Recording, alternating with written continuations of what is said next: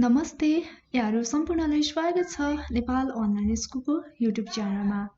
र हामी नेपाल राष्ट्र ब्याङ्क सहायक द्वितीयको पहिलो चरणको परीक्षा यानि कि प्री टेस्ट एक्जाममा चाहिँ ब्याङ्किङ टपिक अन्तर्गत रहेर हामीले विभिन्न च्याप्टर वाइज एमसिक्यूलाई हेरिरहेका छौँ र आजको यो भिडियोमा चाहिँ हामी क्यापिटल मार्केट, मनी मार्केट र इन्सुरेन्ससँग रिलेटेड मल्टिपल चोइस क्वेसनलाई हेर्नेछौँ। त्यसैले आउनुहोस् आजको विषयवस्तुतर्फ लागौँ। अब हामी यो भिडियोमा चाहिँ विभिन्न चारवटा अप्सनहरू सहित वस्तुगत नमुना प्रश्नोत्तरलाई हेर्नेछौँ, जुन चाहिँ पुँजी बजार, मुद्रा बजार र बीमासँग सम्बन्धित छ। यसको कन्सेप्ट, हिस्टोरी एन्ड फङ्सनसँग रिलेटेड रहेको छ है। अब पहिलो प्रश्न हेरौँ। संस्थागत अभिकर्ताको रूपमा ब्याङ्कद्वारा बीमाको उत्पादन तथा नीतिहरू वितरण गर्नुलाई के भनिन्छ? यो चाहिँ 2075 सालमा नेपाल राष्ट्र ब्याङ्कको एक्जाममा सोधेको क्वेसन रहेको छ। अप्सन ए निक्षेप बीमा, अप्सन बी बीमा banking, option C bank insurance र अप्सन डी माथिको कुनै पनि होइन। अब यसको चाहिँ राइट आन्सर रहेको छ option number C bank insurance रहेको छ, जुन संस्थागत अभिकर्ताको रूपमा ब्याङ्कद्वारा बीमाको उत्पादन अथवा नीतिहरू वितरण गर्नुलाई चाहिँ ब्याङ्क इन्सुरेन्स भनिन्छ। अब अर्को पनि नेपाल राष्ट्र ब्याङ्ककै परीक्षामा सोधेको प्रश्न रहेको छ। आइपिओ है, आइपिओ को फुल फर्म के हो अथवा पूर्ण रूप के हो? अप्सन एमा रहेको छ institutional public offering, option B initial public offering, option C inside public offering र option D internal public offering रहेको छ। अब यसको चाहिँ राइट आन्सर रहेको छ option number B initial public offering रहेको छ आइपिओ को फुल फर्म। अब तेस्रो प्रश्न हेरौँ। बचत कोषलाई आपूर्तिकर्ताबाट मागकर्तातर्फसम्म पुर्याउने माध्यमलाई कस्तो बजार भनिन्छ? अप्सन ए वित्तीय बजार, अप्सन बी पुँजी बजार, अप्सन सी मुद्रा बजार र अप्सन डी माथिको कुनै पनि होइन। यसको चाहिँ राइट आन्सर रहेको छ अप्सन नम्बर ए वित्तीय बजार भनिन्छ। अब चौथो प्रश्न हेरौँ।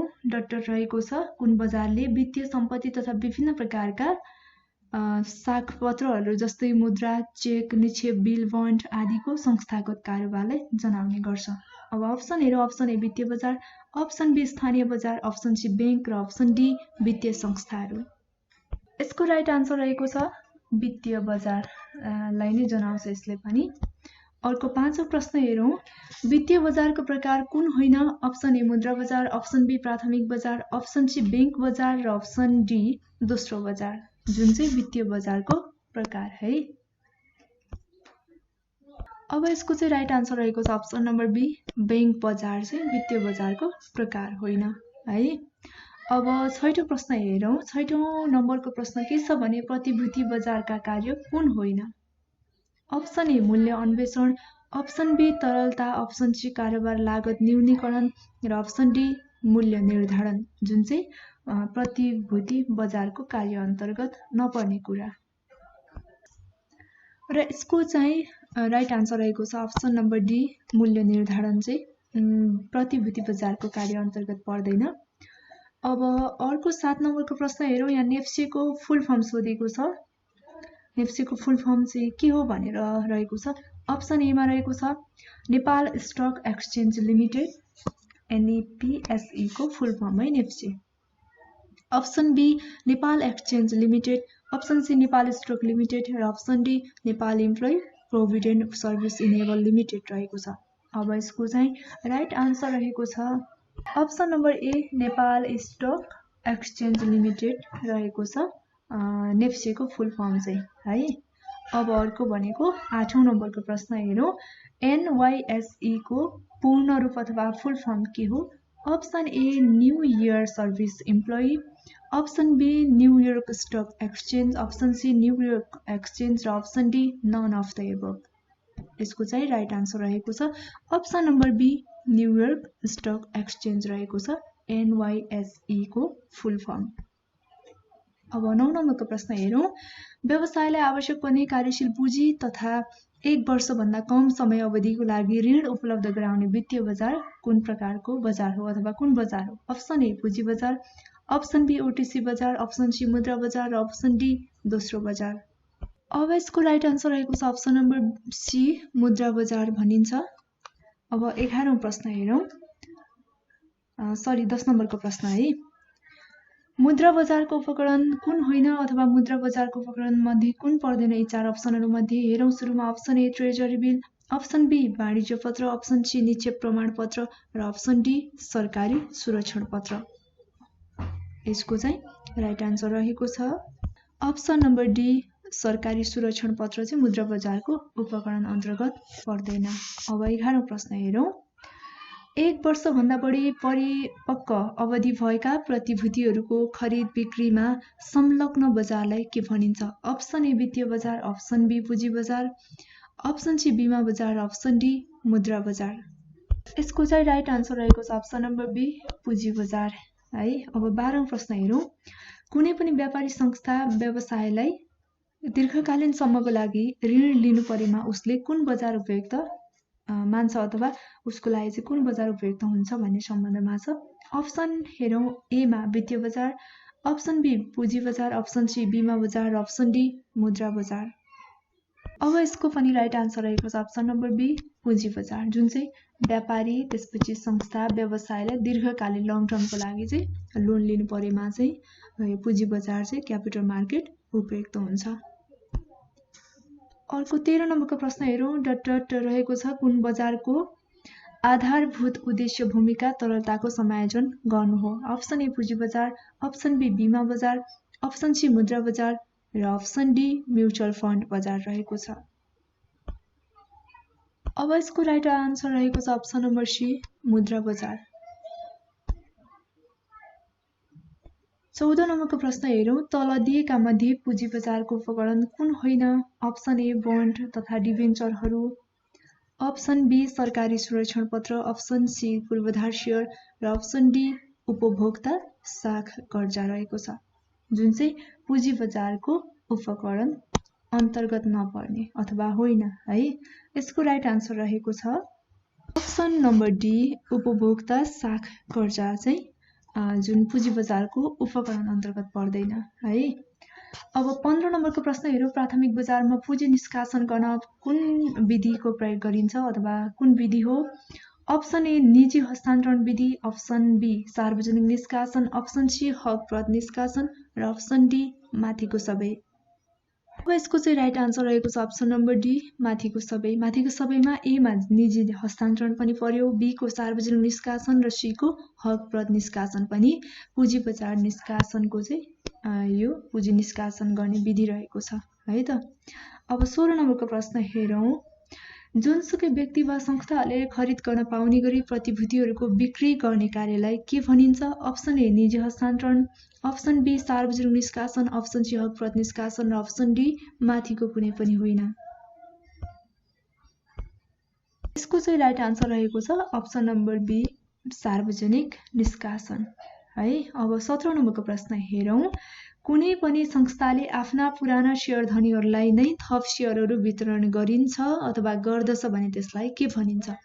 अप्सन ए निजी हस्तान्तरण, अप्सन बी सार्वजनिक निष्कासन, अप्सन सी हकप्रद निष्कासन र अप्सन डी माथिको कुनै पनि होइन। अब यसको चाहिँ राइट आन्सर रहेको छ अप्सन नम्बर सी हकप्रद निष्कासन भनिन्छ है। अब 18 नम्बरको प्रश्न हेरौँ। संसारको सबैभन्दा ठुलो धितो पत्र बजार कुन हो? Option A New York exchange, option B American stock exchange, option C Tokyo stock exchange र option D Bombay stock exchange रहेको छ, जुन चाहिँ संसारको नै सबैभन्दा ठुलो धितो पत्र बजार है। यसको चाहिँ राइट आन्सर रहेको छ अप्सन नम्बर ए न्युयोर्क एक्सचेन्ज रहेको छ। अब 19 नम्बरको प्रश्न हेरौँ। सङ्गठित धितो पत्र बजारको रूपमा नेपालमा सर्वप्रथम कुन संस्था स्थापना भएको थियो? Option A Nepal stock exchange limited, option B securities marketing centre, option C securities market of Nepal र option D Nepal securities market. अब यसको चाहिँ सङ्गठित धितो पत्र बजारको रूपमा है नेपालमा सर्वप्रथम स्थापना भएको कुन हो भन्दाखेरि यसको चाहिँ राइट आन्सर रहेको छ option number B securities marketing centre रहेको छ। अब 20 नम्बरको प्रश्न हेरौँ। नेपाल स्टक एक्सचेन्जको कार्य कुन हो? अप्सन ए प्रतिभूतिहरूको सूचीकरण, अप्सन बी कारोबारको लागि व्यापारिक कक्ष उपलब्ध गराउनु, अप्सन सी ओटिसी बजार सञ्चालन गर्नु र अप्सन डी माथिको सबै, जुन चाहिँ नेपाल स्टक एक्सचेन्जको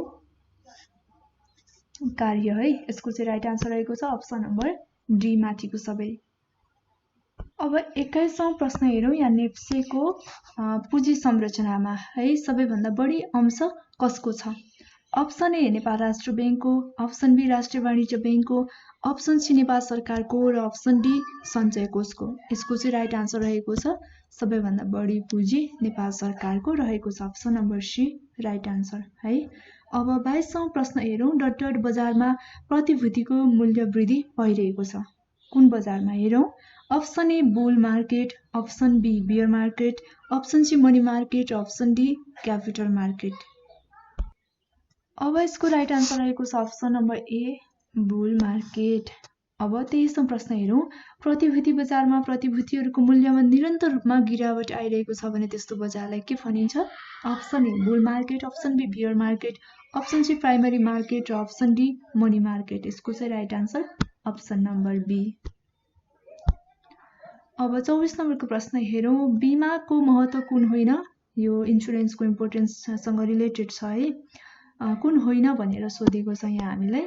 अप्सन ए आर्थिक सुरक्षा, अप्सन बी जोखिम न्यूनीकरण, अप्सन सी पुँजी बीमा र अप्सन डी दुर्घटना कमी। अब यसको चाहिँ राइट आन्सर रहेको छ अप्सन नम्बर डी दुर्घटना कमी गर्नु चाहिँ यो बीमाको महत्त्व अन्तर्गत पर्दैन अथवा होइन है।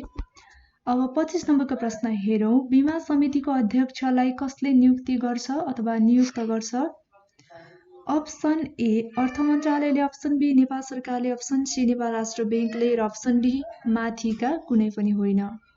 अब यसको चाहिँ राइट आन्सर रहेको छ अप्सन नम्बर बी नेपाल सरकारले बीमा समितिको अध्यक्षलाई नियुक्ति अथवा नियुक्त गर्छ है। अब यसै गरी 26 नम्बरको प्रश्न हेरौँ। बीमितले बीमा कम्पनीलाई तिर्ने शुल्कलाई के भनिन्छ? अप्सन ए बीमा शुल्क, option B bonus, option C commission र अप्सन डी क्षतिपूर्ति। यसको राइट आन्सर रहेको छ अप्सन ए बीमा शुल्क भनिन्छ। 27औं प्रश्न। तलका मध्ये कुन बीमाको विशेषता हो? अप्सन ए सहकारी प्रकृति, अप्सन बी जोखिम हस्तान्तरण, अप्सन सी आर्थिक सुरक्षा र अप्सन डी माथिको कुनै पनि होइन। अब यसको चाहिँ राइट आन्सर रहेको छ जुन बीमाको विशेषता भनेको चाहिँ माथिको सबै अप्सन नम्बर डी है। सहकारी प्रकृति पर्यो, जोखिम हस्तान्तरण पर्यो, अनि आर्थिक सुरक्षा आदि सबै परेको हुनाले option number D right answer रहेको छ। अब 28 नम्बरको प्रश्न हेरौँ। पानी जहाजको हेलचिक्राइको कारण है कुनै जोखिम उत्पन्न भई क्षतिपूर्ति तिर्नु परेमा त्यसको क्षति कसले वहन गर्नुपर्छ अथवा कसले तिर्नुपर्छ? अप्सन ए बीमा कम्पनीले, अप्सन बी जहाज कम्पनीले, अप्सन सीमा दुवै भनेको चाहिँ बीमा कम्पनी र जहाज कम्पनी दुवैले र अप्सन डी भनेको कुनैले पनि होइन। अब यसको चाहिँ राइट आन्सर रहेको छ अप्सन नम्बर बी जहाज मालिकले वहन गर्नुपर्छ। जुन यदि हेलचिक्राइ भएको कारणले गर्दा कुनै जोखिमहरू उत्पन्न भयो, क्षतिपूर्ति भएमा चाहिँ जहाज मालिकले चाहिँ वहन गर्नुपर्छ है।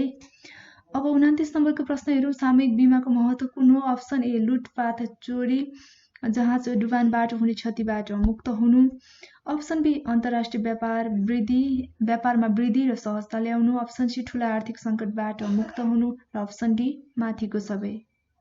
अब यसको चाहिँ राइट आन्सर रहेको छ अप्सन नम्बर डी माथिको सबै है। जुन चाहिँ सामुद्रिक बीमाको महत्त्वमा लुटपाट, चोरी, जहाज डुबानबाट हुने क्षतिहरूबाट बच्नु होइन, अन्तर्राष्ट्रिय व्यापारहरूमा वृद्धि र सहजता ल्याउनु, अनि ठुला आर्थिक सङ्कटहरूबाट पनि बच्नु अथवा मुक्त हुनु चाहिँ सामुद्रिक बीमाको महत्त्व रहेको छ।